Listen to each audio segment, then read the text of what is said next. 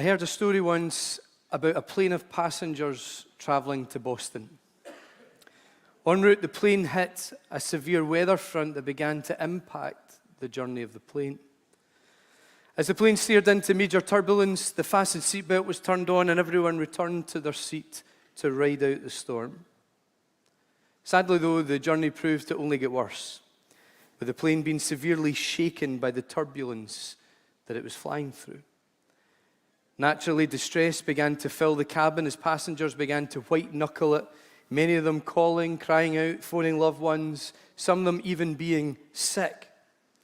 In the midst of this, as sheer panic was beginning to take over the passengers on the plane, in one of the rows sat a little old lady quietly knitting a jumper. All the other passengers were crying and shouting and vomiting, and this old dear was sitting counting her stitches, letting her needles work their magic. One of the passengers clocked this and leant over to the lady and said, "How in the world can you stay so calm in the midst of all of this chaos? How can you stay so calm with all that's happening right now?" And the old lady responded, "It's like this, young man. I'm a born-again Christian, and I'm on my way to visit my son in Boston. Just 2 weeks ago, my other son passed away suddenly. He was also a Christian and has now went home to be with Jesus. You see, before this day is over, I'm going to see one of my boys. I don't know which boy it will be, but before this day is out, I'm going to be in the company of one of my sons." And at this, she picked up her needles and continued to knit. It's a good story, isn't it? And this story is set within an ordinary, everyday occurrence, not the crazy storm bit, but the flying bit. Every morning, noon, and night, from airports all over the world, people take off in planes and they land on planes. And in our story that we've just shared there, the plane is one that every day, perhaps even multiple times a day, it makes the same journey. Flying into Boston was no special occurrence. It happens all the time. In fact, right now as we speak, there are most likely planes descending into Boston and planes flying off into the Boston skyline. It's a normal, everyday, ordinary, humdrum occurrence. However, on this one occasion, something unexpected happened. Something not foreseen, something not anticipated. On this occasion, a plane making an ordinary, everyday journey flew into a storm that sent the plane and its passengers into distress.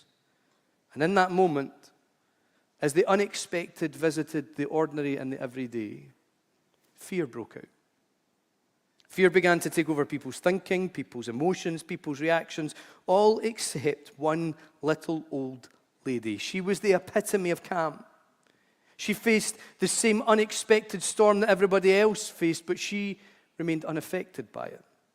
Her thinking was unaffected, her emotional equilibrium. She had the presence of mind to count her stitches and follow her pattern. She, it would seem, was unmoved by the situation, whereas everyone else's emotions were free-flowing, most of them into their sick bag.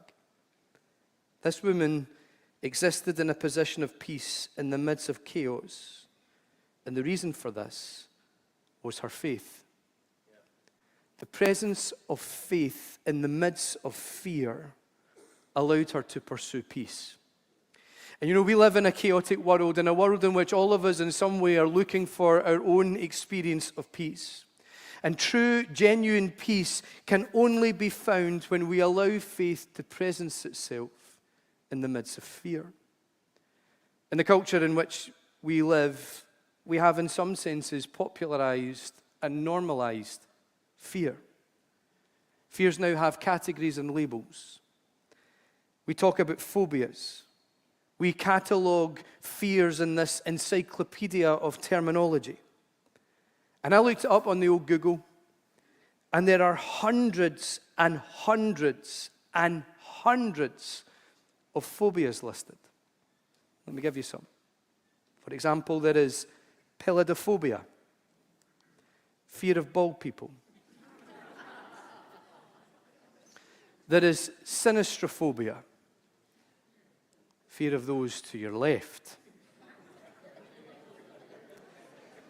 There is DEXTROPHOBIA, Fear of those to your right. There is phobia, fear of chopsticks. Bogeyphobia, fear of bogies or the bogeyman. Microphobia, fear of small things. Omphalophobia, fear of belly buttons. Pentherophobia, this is one I completely understand, fear of the mother-in-law.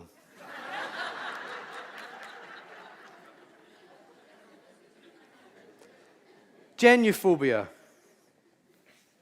fear of knees. Hippopotamonstrosis quipedaliophobia.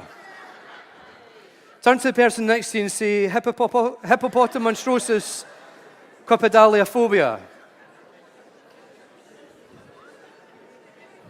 Let me tell you what this is. Hippopotamonstrosis quipedaliophobia is the fear of long words. Genuinely. That genuinely is what that is.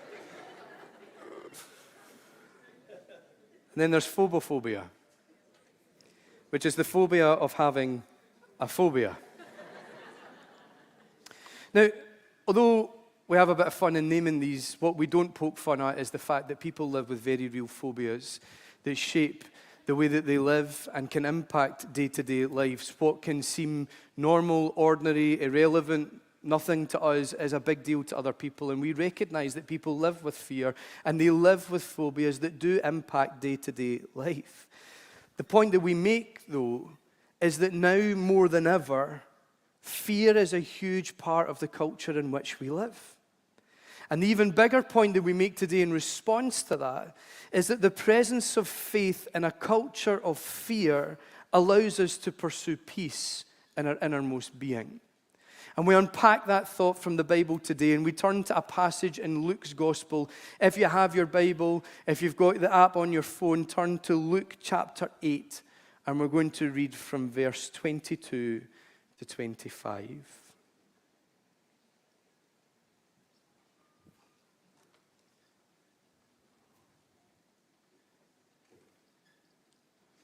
It says, one day Jesus said to his disciples, let's go over to the other side of the lake. So they got into a boat and set out. As they sailed, he fell asleep. A squall came down on the lake so that the boat was being swamped and they were in great danger. The disciples went and woke him saying, Master, Master, we're going to drown. He got up and rebuked the wind and the raging waters. The storm subsided and all was calm. Where is your faith? He asked the disciples. In fear and amazement, they asked one another, who is this? He commands even the winds and the water, and they obey him. The scene here is that Jesus is with his disciples. And he says to them, let's go to the other side of the lake. Now in Jesus' time, traveling from one side of the lake, which was the Sea of Galilee, traveling from one side of the Sea of Galilee to the other was a common occurrence. It's a bit like jumping on a bus to go to town or on the train for a jaunt through to Edinburgh. Traveling via boat across the Sea of Galilee happened all the time when someone had to get from one place to the other. So that means that the journey that Jesus suggested to them, well, it wasn't an extraordinary journey. It wasn't an unusual one. It was an ordinary, everyday occurrence. And what supports that thought even more is when we recognize who it is that Jesus asks to journey with him. It's his disciples. They are, by and large, predominantly fishermen.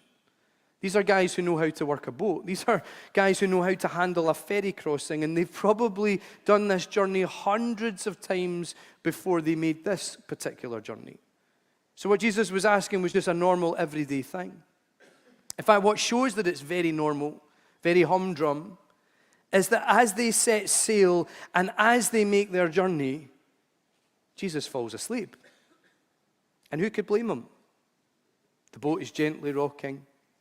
The sound of the waves lapping on the side of the boat, coupled with the fresh sea air, encourages Jesus to, much like many of you have right now, just drift off to sleep. This journey is just an ordinary, everyday journey until, verse 23 says, a squall came down on the lake so that the boat was being swamped and they were in great danger. Now hang on a minute. Everything up until now was going really well.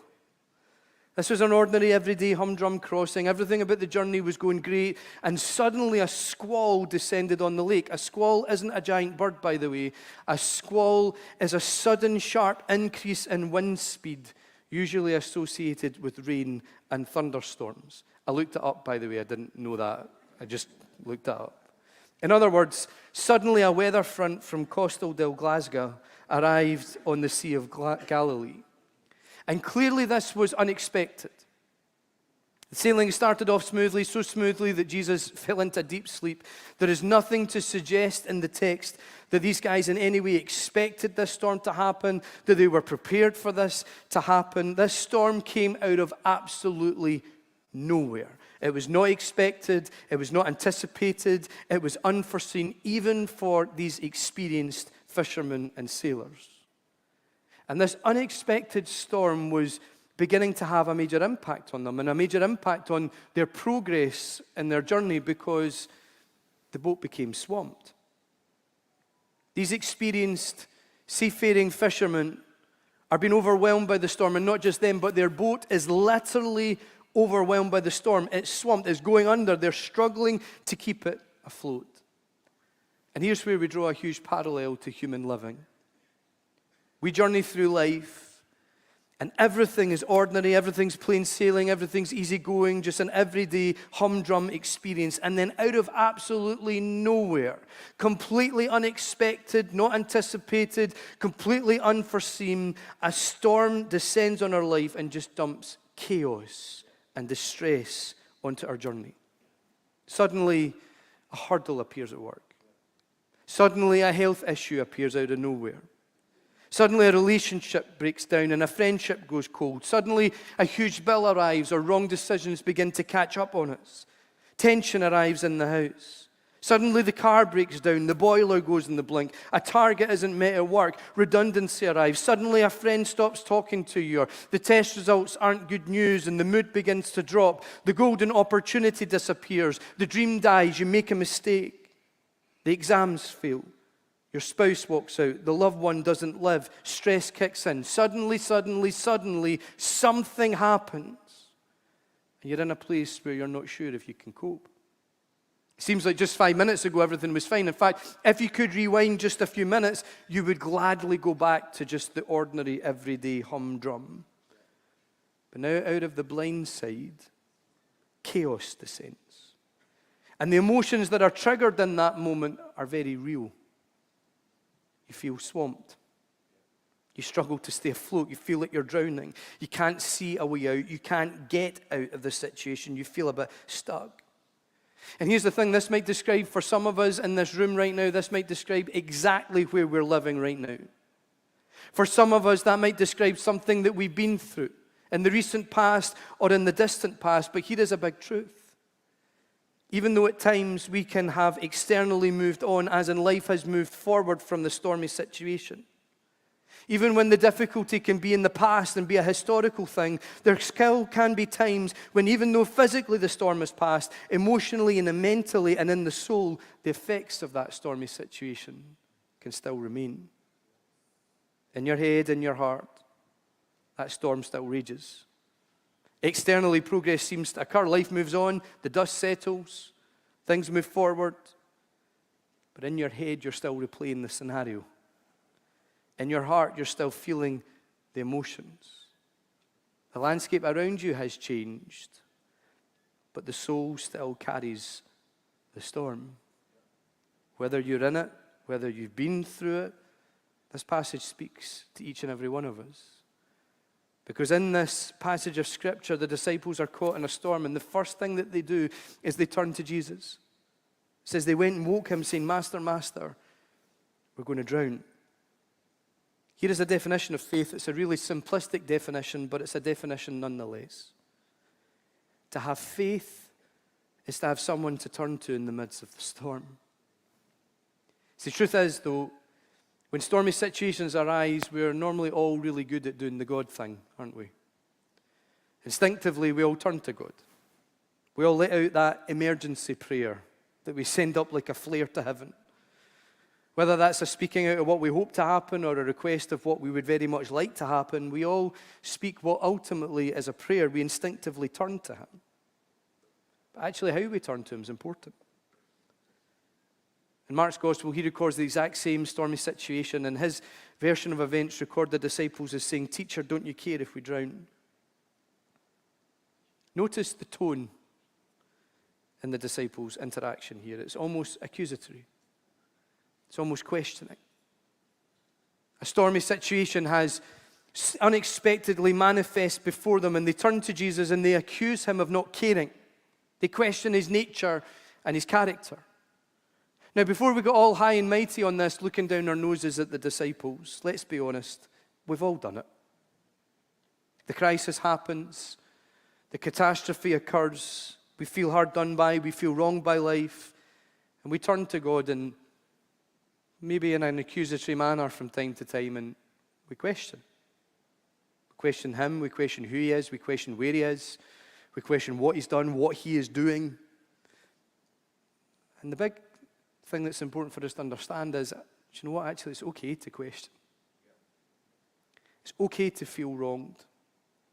It's okay to feel the injustice and to question that injustice and to question the why of what has happened. It's okay to feel that you've been dealt a raw deal if in actual fact you have been dealt a raw deal.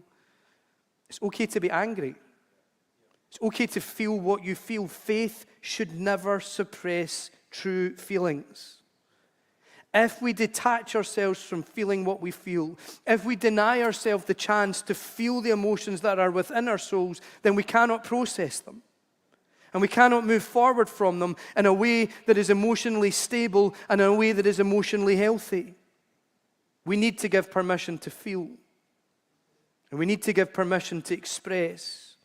And believe it or not, God is actually big enough and more than capable of handling how we really feel. We tend to hide it from Him. We daren't express how we're really feeling, but the thing is, He kind of already knows. So it's better that we're just honest with Him. It's okay to question. But when we ask a question, we've got to be ready to listen to the answer. So often we throw our question up at God, but we don't make room or take time to listen and accept His answers. The point that we're making today is that to have faith is to have someone to turn to in the storm. Now, you might say, I do have someone to turn to. I have my husband, my wife, my partner, my parents, my family, my friends. I have those that I can turn to in those moments, and it's right that we do that. And in fact, we should always do that. However, these are only people that can help us ride the storms of life. To have faith is to have someone to turn to in the storm, someone who will not only ride out and journey through the storm with us, but actually to have someone that can make a difference. Someone who has the power to deal with the storm. And His name is Jesus.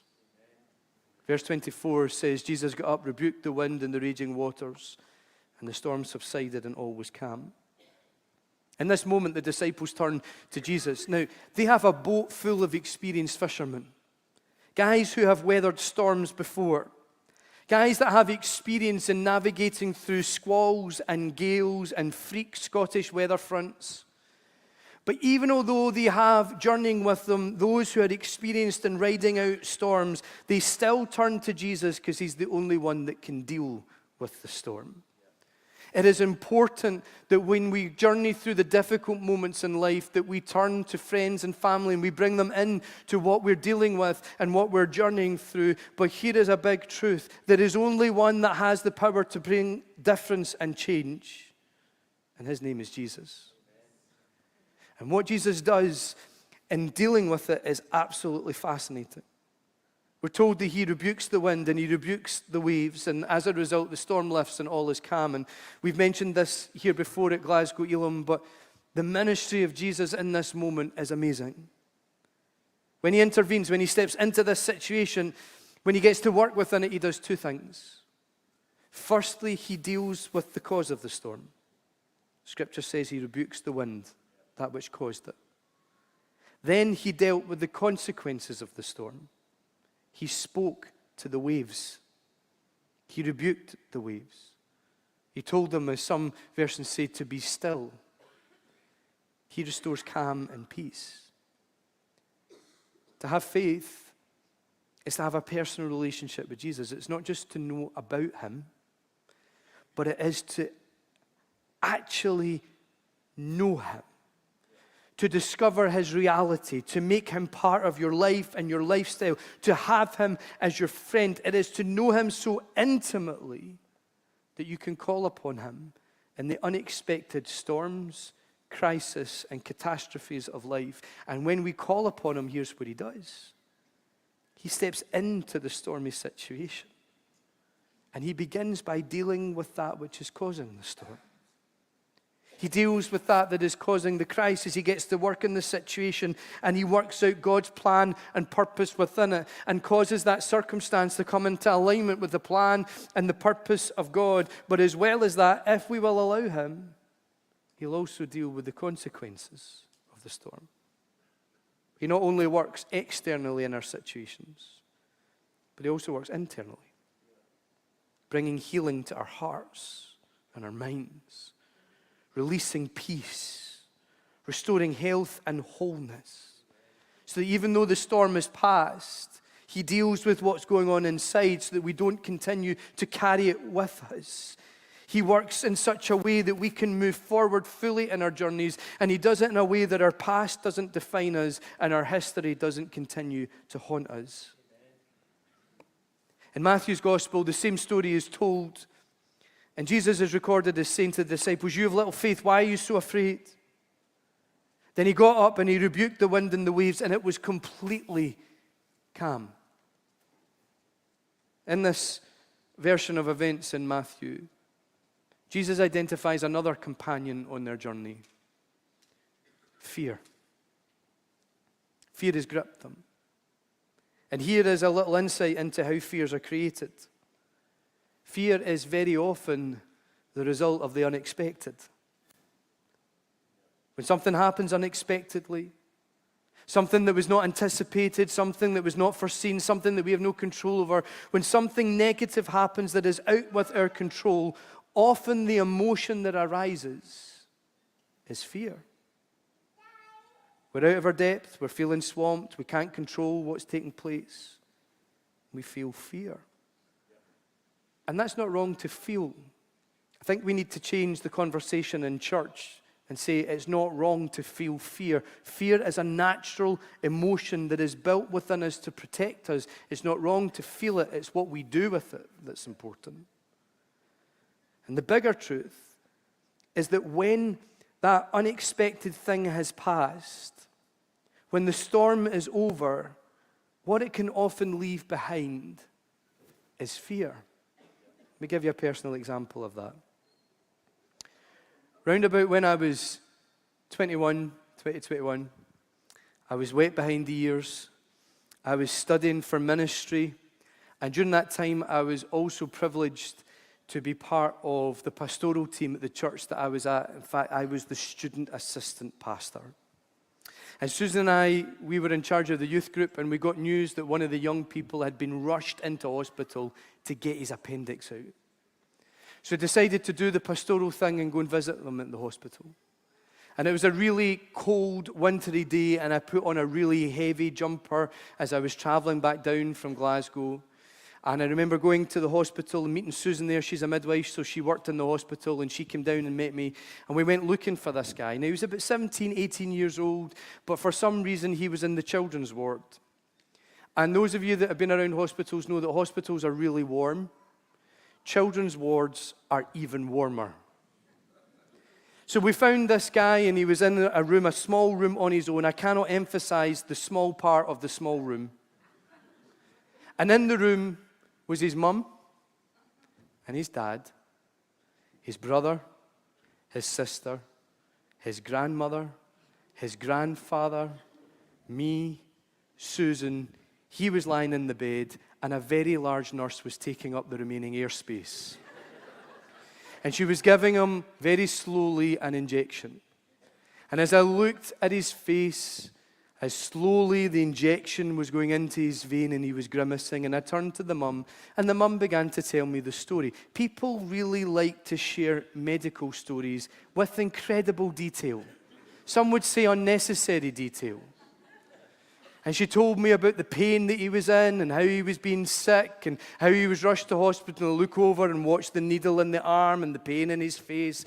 And she began to tell me about how it became so inflamed and how he was so incredibly ill. And I looked over and saw the needle in his arm and the pain in his face. And then suddenly she began to talk about pus. There was so much pus. How she knew there was pus in this appendix, I've got no idea. But there was so much pus in this appendix and it was going to burst. And it was going to be really bad. And I looked over at the needle in the arm and the pain in his face, and suddenly that thing happened where the lights went out and the floor came up to meet me. And I fainted. Now, there's no shame in that, except I took the grandmother to the floor with me. And I came to lying on top of the grandmother to find Susan, the mum, and the large nurse fanning me with bedpans to bring me back round. It was not my finest hour. But let me tell you, that had never happened to me before, apart from one occasion in a street corner where a man told me about his reverse vasectomy, but we're definitely not telling that story today. But I tell you what, see, after that, I had a very real fear about doing hospital visits. And oh, thank you for the sympathy, that was lovely. Wasn't expected, but that was lovely. I had a very real fear in doing hospital visits or entering into medical chat or anything like that, because I was so frightened that that would happen again. See, fear is often a residual reaction or a residual emotion to an unexpected situation. That when the situation passes and we move on from it, sometimes the fear doesn't. And it continues to reside and to live within. Fear tends to kick in when we're not in control. And here in this passage, the disciples find themselves in a situation out with their control, and their fear kicks in. And Jesus responds to them saying, "Where is your faith?" Now, while we can read this almost as Jesus telling the disciples off, and we push past that to see, in actual fact, the profound truth that he's bringing to us here, in response to their fear, Jesus identifies the absence of faith. He calls out what they're feeling. And what they're feeling is fear. But in the presence of their fear, he also calls out what is absent. Faith. And I know that some preachers can go hard line on this. We should never feel fear. We should always be filled with faith. And if we have fear, it actually shows a lack of faith. But I'm just not sure I buy into that. Fear is a human emotion that we're given and created to experience within moments of life. We should not be made to feel guilty or feel like spiritual failures when we experience something that is natural to every human being. It's not feeling fear that's the problem, it's what we do with it.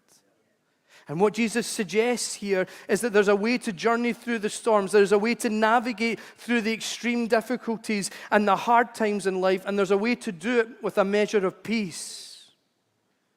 And the way to do that is to embrace faith.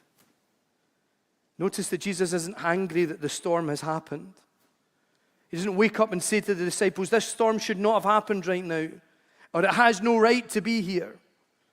His issue isn't with the presence of the storm. His issue is with the absence of faith. Let's be clear. Making life's journey with Jesus in your boat does not disqualify you from pain and hard times and difficulties. You're not exempt from the storms of life when you journey with Jesus. There will be hard times, there will be difficulty, there will be pain and heartache and grief, but there is a way to navigate through those things with peace in your innermost being. It's faith. Everyone in the disciples' boat was gripped with fear. That boat was marked by a culture of fear.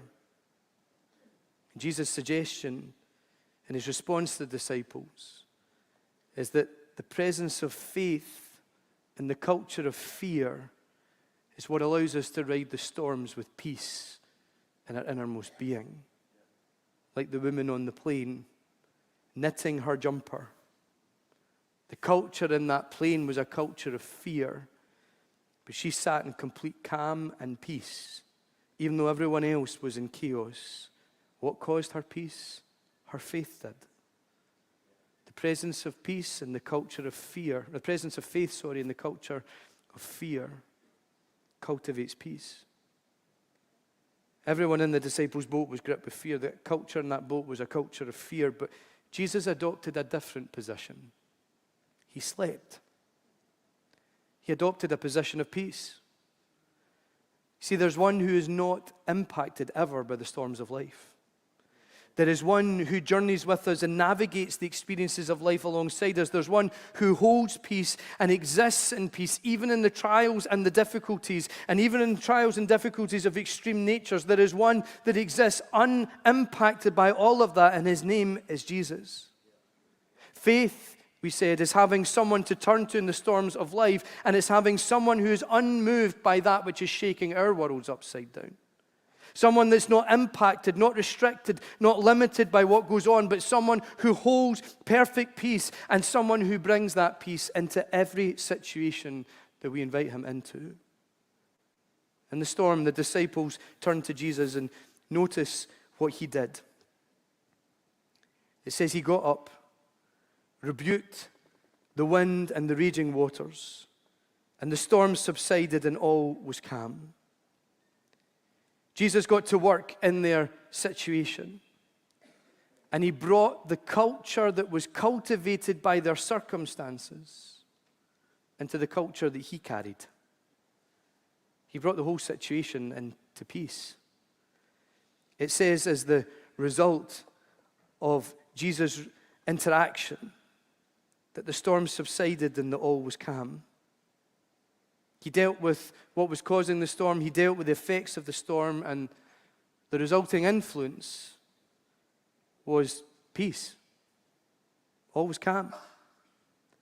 And it's interesting to note that the circumstances changed within this moment, but the position that Jesus embodied never did. They set sail and he drifts off to sleep. He rests in peace. The storm descends and he continues to sleep. He maintains peace. The disciples wake him and he releases his peace. But through the whole thing, his culture, the position he adopted, never once changed. He rested in peace, he maintained peace, he released peace. He was always in the position of peace. Jesus is never impacted or influenced by the storm. Instead, Jesus always impacts and influences the storm with who he is and with what he brings, and that's peace. Faith is about having someone to turn to in the storm. Someone unaffected, isn't impacted by the storm, but someone who brings his influence to bear upon the storms that we face and affects them with his peace, and his name is Jesus. Faith in Jesus is about journeying through life with one who transforms the circumstances that we face with the culture that he carries, peace. The presence of faith in the culture of fear equates peace, because the presence of faith equals the presence of Jesus. And wherever he is, whatever situation he manifests within, whatever is happening, he always brings peace.